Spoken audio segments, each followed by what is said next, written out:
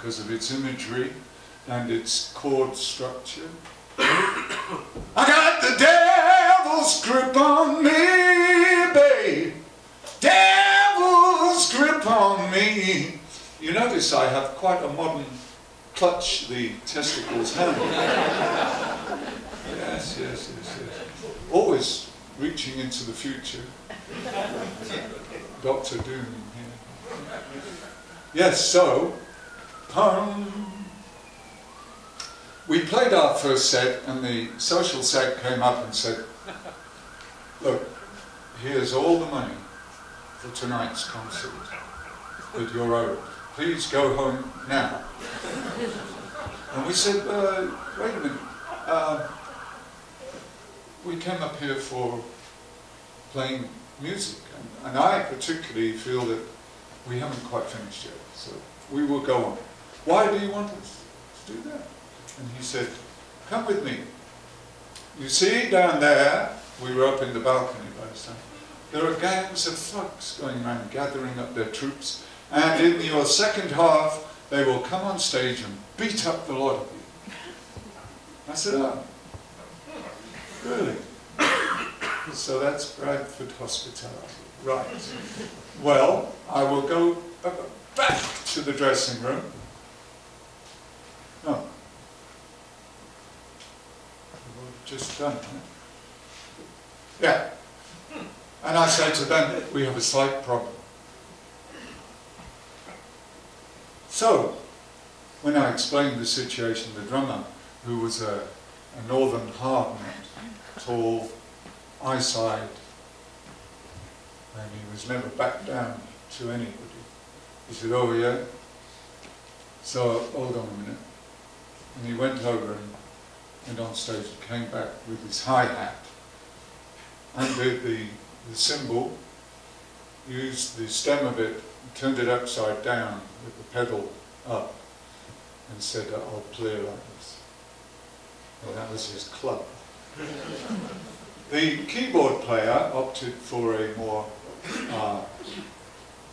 shall we say, secure point. He was hiding behind his keyboard. So he became invisible. The drummer was holding his club, and I ran up the stairs where I had gone when I was with the social secretary, where I had spotted on the wall in a glass case a double-headed curved blade Viking fire axe, and it said on the case, for use in fire.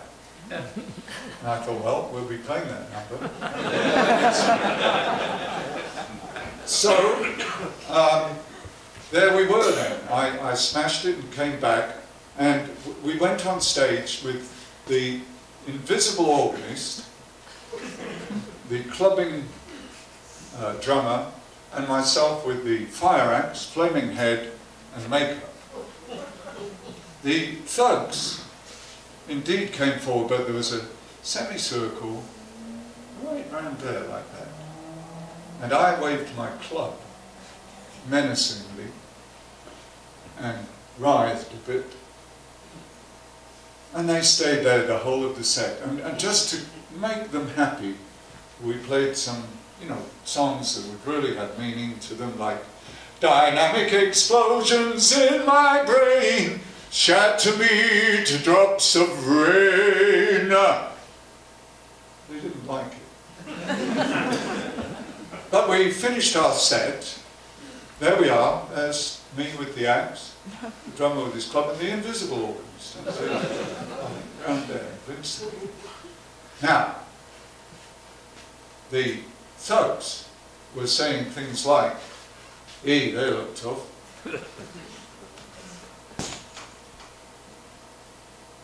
Yes, finished the set, and being gentlemen of valor, we ran into the dressing room, pulled up the wardrobe up against the door and piled whatever we could against it, opened the back window, and we were gone. The thugs charged round to get in the dressing room, and the social sec said, well, Oh, yeah. They did arrive just as we were getting out the window, and they were shouting, "Come on, you cunts! Come on out." Yes, they did. And so the social sec, being an intelligent man, said, "Hey lads, I know another way to get into a dressing room." And so, oh, that's me, as I go out the window, with my fashionable 1967 sole on the boot. Very good. And so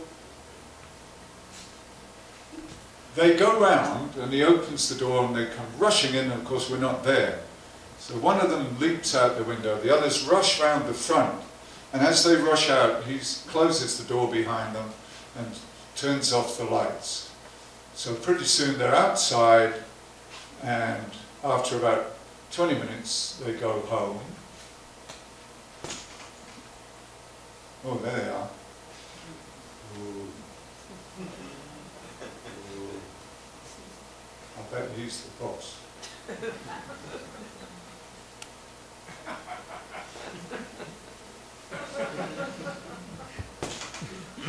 Yeah. And we came back from a few streets away and knocked tenderly on the door and said, "Can we have our equipment, please?"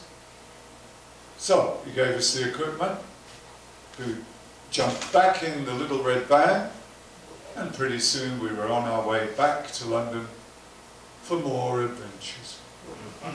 That was Bradford.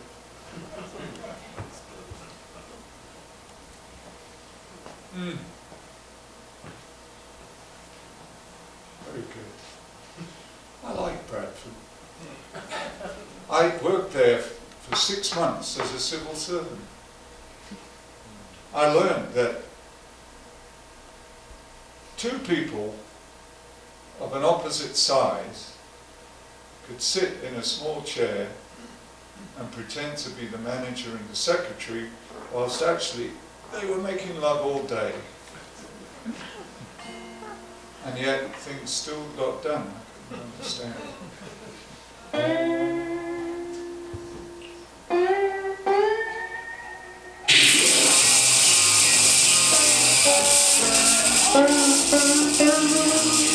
Do you feel like a double, like a double?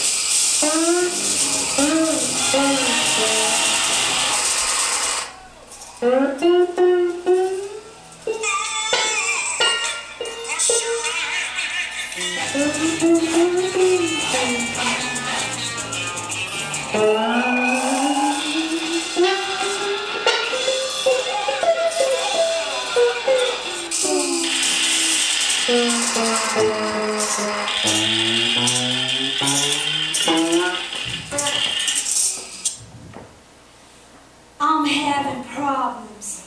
We all have problems. I got me a real live whitehead.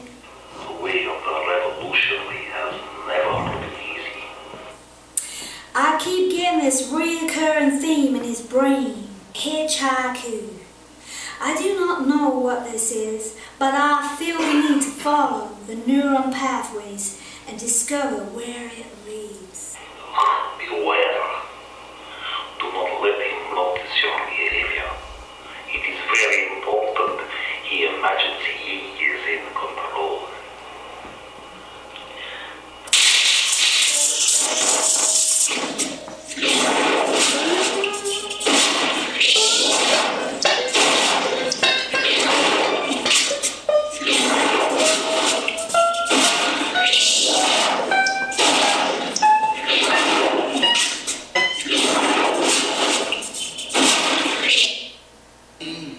Of tonight is to celebrate the career of an artist who's probably got more balls than most criminals I know.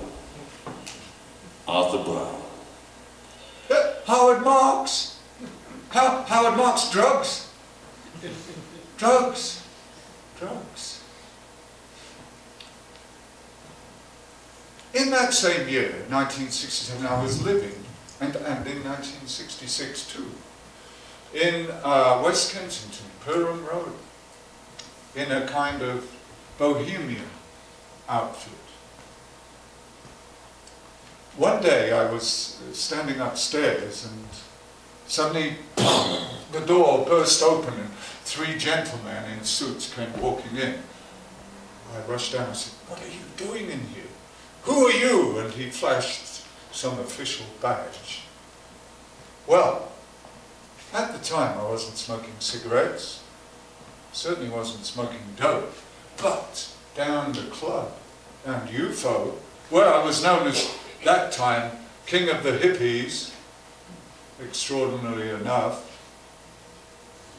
I'd heard all about how the police behaved and how the government wanted to shut down all of this experimentation with consciousness in case it upset society and the kind of basis of society that would rule it in future. Yes. So I turned and shouted up the stairs, "Watch they don't plant anything!" Well, the inspector, as it turned out he was, said, "And where is your room, sir?"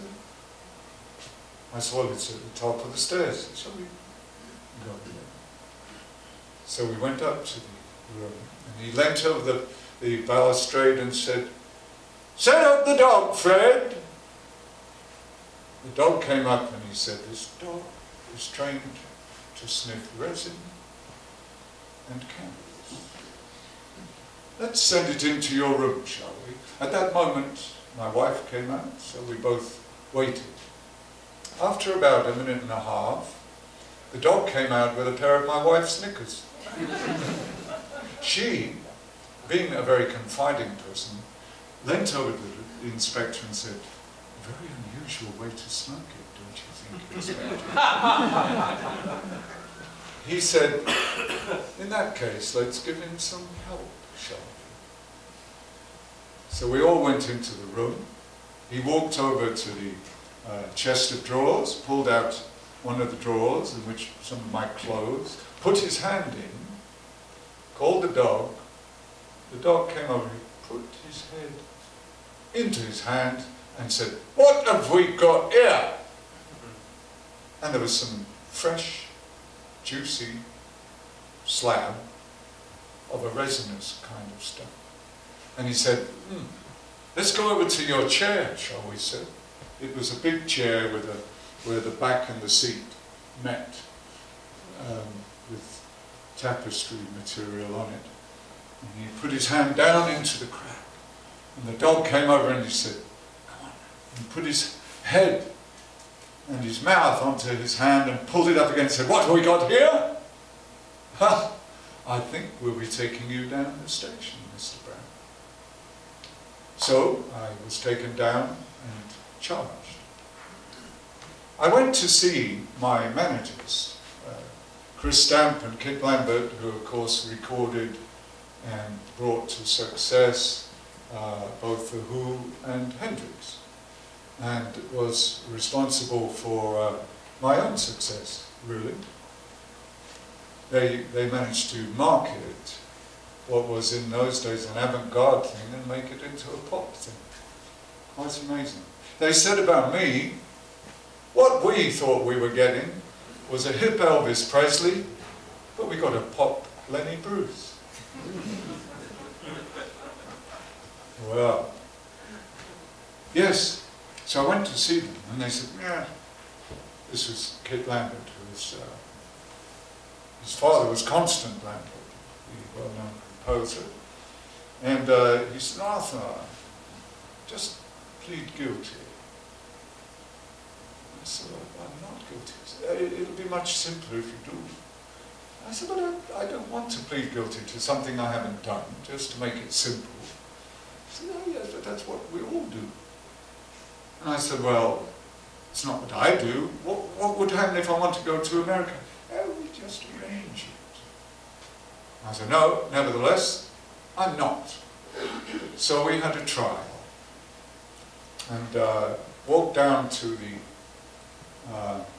beginnings of the trial, and as I walked into the court, the inspector came walking over to me with this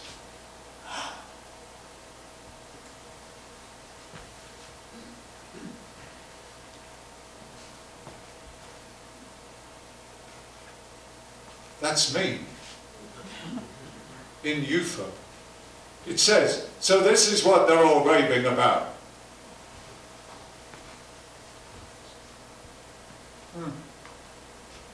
They all want to know, the artists, the big swingers, they want to know hippies. Well, we didn't know what a hippie was, so we went down to a party put on by this man. Would you allow your daughter to go to parties like this? If the answer is no, score 10 out of 10.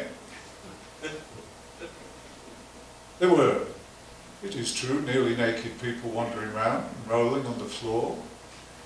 But it was a dance extravaganza which spread onto the stage while we were playing.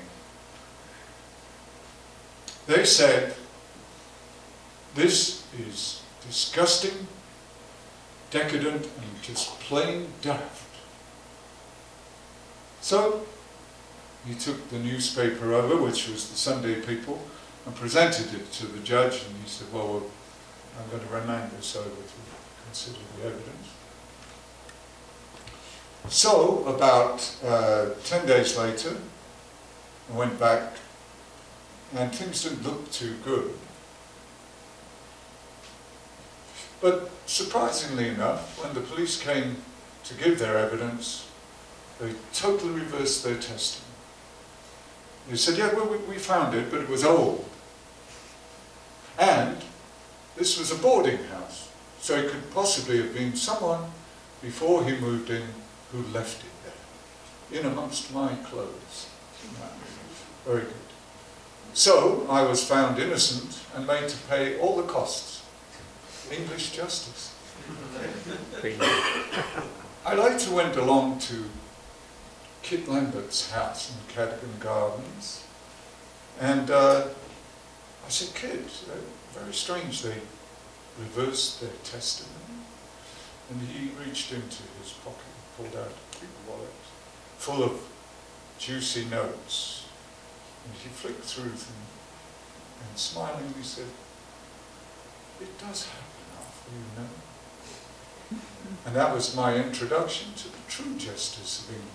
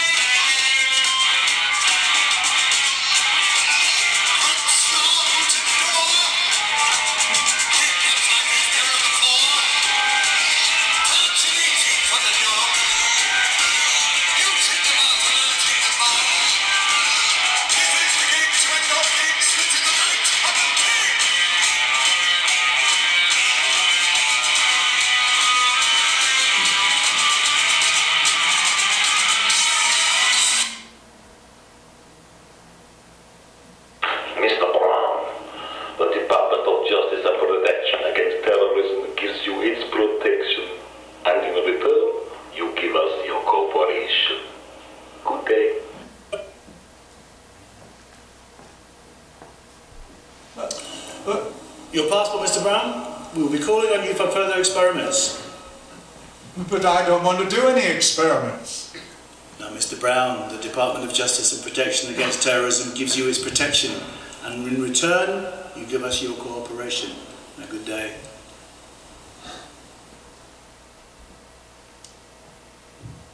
Come now, Mr. Brown, let's see if we can upgrade your seat, shall we? Huh.